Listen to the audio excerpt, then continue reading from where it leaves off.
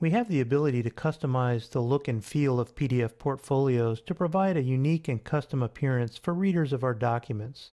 There are some reasonably nice canned layouts available within Acrobat 11, but we have some ability to make changes and tailor our portfolios so they don't look just like everyone else's.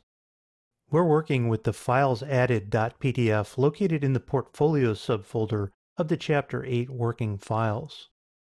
If you've been following along, this is where we left off in the last video after adding and rearranging our files. We'll click Edit to access the Portfolio Editor to make our changes. With all the content added, the next thing we'll want to look at is the portfolio layouts.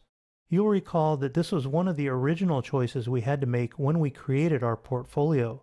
We can change our mind at any point and reassign the layout as we work, so we're by no means limited or locked in to the layout we chose in the beginning of the process. We'll go ahead and look at the click-through layout. We'll go into preview mode to see what this looks like when it's live.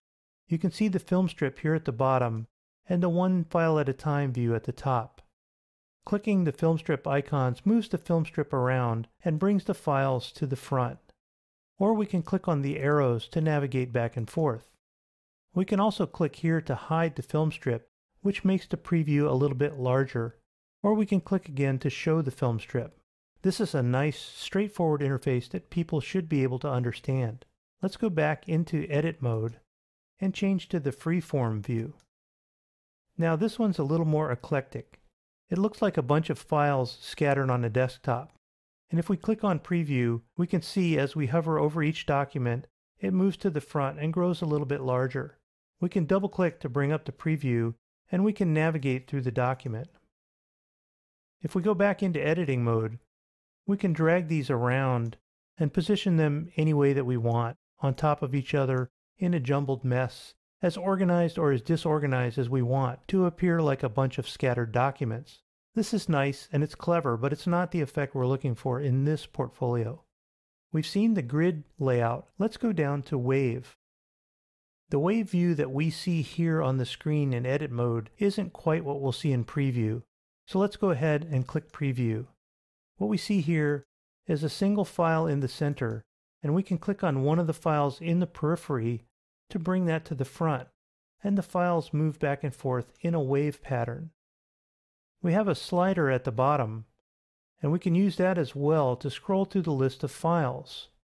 This allows us to drag back and forth and see small thumbnails, and when you find the one you want and release the mouse button, it brings that file to the front and shuffles the deck accordingly.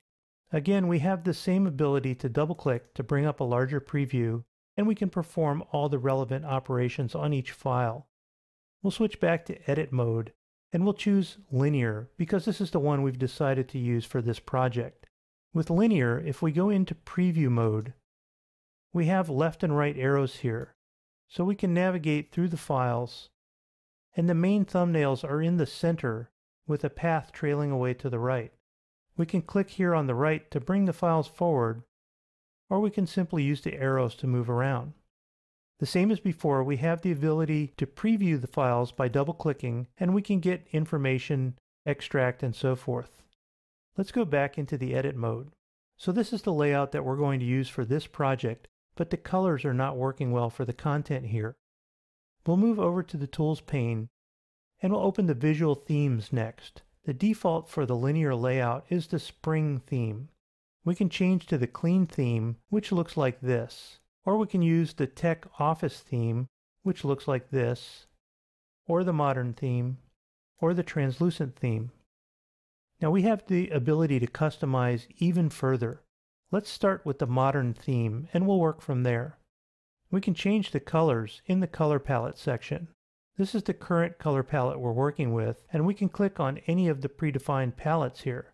Keep in mind, these palettes are set up for the default layouts, but we can still mix and match. We can even create our own by starting with an existing palette. We can choose one and then click on Create from Existing, and we have the color picker here available to select or assign any color for the 5 elements within the layout.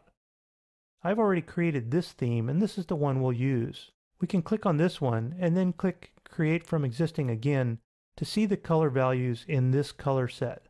The dark blue here for the primary color matches our documents, and the tan color matches some of the images. The rest of the colors blend nicely without contrasting or being too over the top. We'll close the color palettes and the portfolio layouts, and we'll open the background category. And we can choose from both a background color and a background image. Right now we've got a background image, so we can change this image to none to allow us to see the effect of the background color. We'll choose the background color here, and we'll pick a dark blue. Notice we can have a solid fill, a linear gradient, or a radial gradient. And dragging the slider here adjusts the gradient density, and we can change from light to dark and back again. We can choose a new image for our background as well. We'll choose New, and we'll navigate to the working files in the Chapter 8 folder, and here we'll go into the folder Images. We'll pick ycnightheron.jpg and click Open. Now this puts the image in the background of our portfolio screen, and it comes in set to actual size. What we want to do is change this to Show All, which will zoom it so it covers the entire surface of the screen.